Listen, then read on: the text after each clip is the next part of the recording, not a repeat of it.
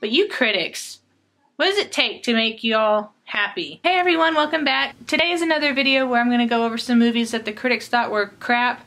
The audience is either hit or miss, where they love it or they hate it, or they're just meh, and discuss what the IMDb rating is. Today's video is all family-friendly movies. There's 5 of them in this video, and I'm going to warn you now that all 5 the critics did not give more than 20%.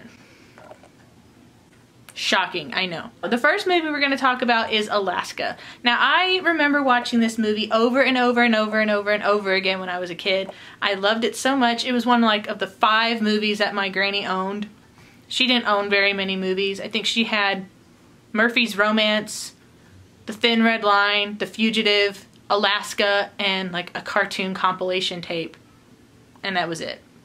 So Alaska is about this dad who flies one of those little prop job airplanes, and he makes deliveries to, he goes and picks things up from, I guess like the mainland or whatever, and he makes deliveries to and from this small little port in this Alaskan town. He's on his way, he's taking a delivery somewhere, and his daughter, who's played by Thora Birch, and she was like really young, like 12, she just like is his navigator at home. It's really interesting. I mean, she's a little kid and she's like telling him, oh no, you're clear, blah, blah, blah, blah. Anyway, so they know that there's this bad storm coming, and he's like, I think I can avoid it if I go this way. And they're like, okay, well the storm is not that forgiving, and he crashes his plane, and they don't hear from him for a day or so. And so the brother, there's a brother, the brother decides he's gonna go look for him, but he doesn't know that terrain, he doesn't know that area, whereas the sister, I forget their names. The sister goes kayaking like every day, and she goes and just explores. She knows that area, she's been tracking his route, she knows where he could be. She's like, I'm coming with you. He said no, she said yes. Anyway, they end up going together. And the movie is them trying to find their dad, and they come across some poachers, there's some dangerous situations that they get put into. A bear befriends them, which is not realistic, but it was still cute, and they named him Cubby. So I'm not going to give too much away, but that's the synopsis of the movie. These critics gave this wonderful movie with this wonderful story 18%. Not surprised. Not enough blood for you. The audience gave it 44%, which is okay. I mean, it wasn't a I don't think it was a really well-known movie. I don't think it got enough attention. I remember seeing commercials and stuff for it when it was going to be out and everything, but it wasn't getting pushed as hard as other movies. And then the IMDb rating was 5.7, which is okay, but it could be better.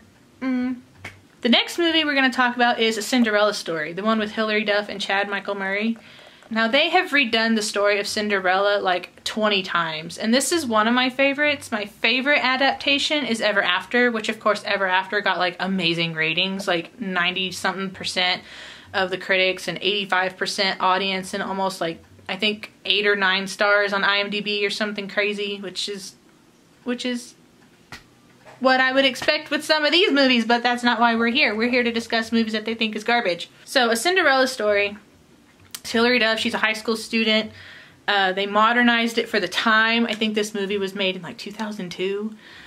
So she, she has the stepmother, the stepsisters. She's basically, their in-house maid. And she works at the diner, and she does all this stuff. She wants to go to the dance. She goes in this masquerade outfit, because I think it was a masquerade theme. Maybe it wasn't. Maybe it was Halloween. I don't remember. But anyway, she's wearing a mask to hide her identity. And of course she has to bounce.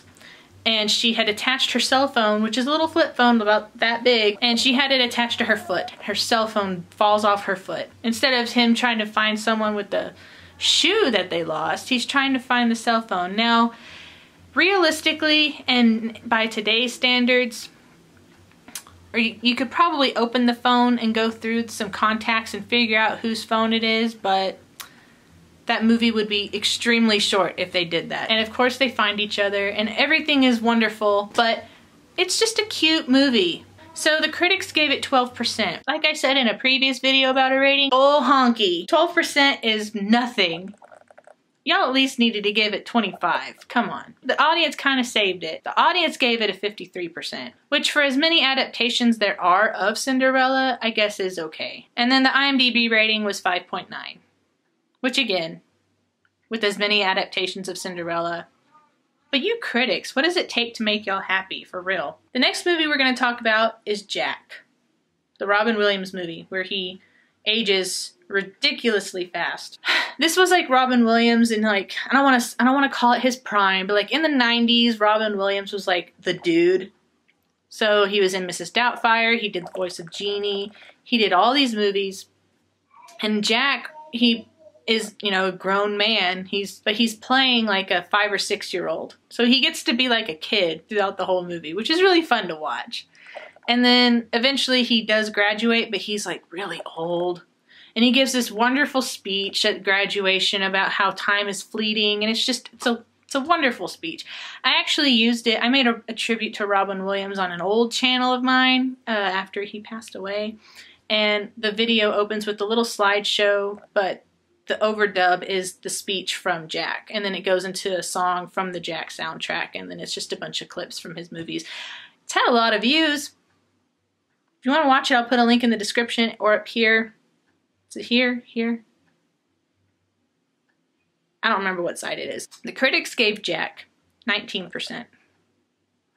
It deserves much more than that, and you know it. The audience gave it 49%.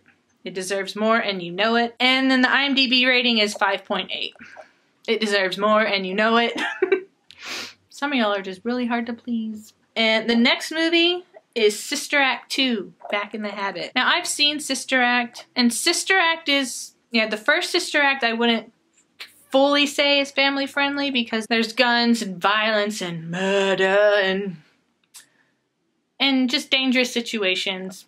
Whereas Sister Act 2 is more, it's family friendly. So in the first Sister Act, she witnesses someone getting killed and she goes into witness protection as a nun. And then after her boyfriend gets, oh, spoiler alert, after her boyfriend gets arrested and is no longer a threat to her, she goes back out to being a Vegas performer. Sister Act 2 opens up with one of her shows, and a couple of the nuns that she knew from the first movie are there to see her, and she's like, hey, my friends! And they tell her that they're wanting to close the school. They say, we need you, and so she goes back to the school as a nun, hence the name Back in the Habit. And she is going to be their music teacher. And Lauryn Hill is in it. And I love me some Fugees. I love me some Lauryn Hill. And I am so happy that she is in this movie because I can watch her sing gospel music and it's just wonderful. And I don't remember how she finds out, but she finds out that they can sing. And then they find out that that school actually used to win these singing contests all the time. They are going to enter into this contest. And they're thinking, if we win, maybe they won't shut us down. So I'm not going to give too much away, but that is the premise of the story. And it's lovely. And it's all these things. It's very family friendly. I think everyone will enjoy it. There's a lot of singing and the 90s fashion. Come on. You critics. I'm not happy about this one. The critics gave Sister Act 2 Back in the Habit 7%. What is wrong with you? Audience, you guys. It's not great, but it's better. The audience gave it 61%. Which is at least above 50%. And then, of course, the IMDb rating is 5.6. This is another movie that I used to watch all the time. I actually used to watch it all the time with Stephanie because it was one of her favorite movies when she was a kid. But it's called Camp Nowhere. It has Christopher Lloyd and Jonathan Jackson in it. And Camp Nowhere is about this kid. And basically, Jonathan Jackson's parents want him to go to this science camp. And he doesn't want to go to a science camp. He just wants to hang out and do nothing like most teenagers do. He finds Christopher Lloyd. I can't remember how they meet originally. He asks him to come to his house and pretend to be the recruiter for this science camp. And his dad's like, oh yeah, it sounds like you need to go here. He makes up this fake science camp. His friends find out about this fake science camp. There's like this old rundown camping establishment or whatever. How they inhabit it, I don't remember. But some of his friends start to find out about this fake camp. And their parents were also wanting to send them to this and that camp. So Christopher Lloyd poses as this recruiter for all these different camps. And it's basically just a camp that doesn't exist. Hence the name Camp Nowhere. They're out in the middle of nowhere. There's not really an agenda. They're just out there having fun. And then there's a Parents' Day. It's been a really, really long time since I've seen this movie. The critics gave it 18%.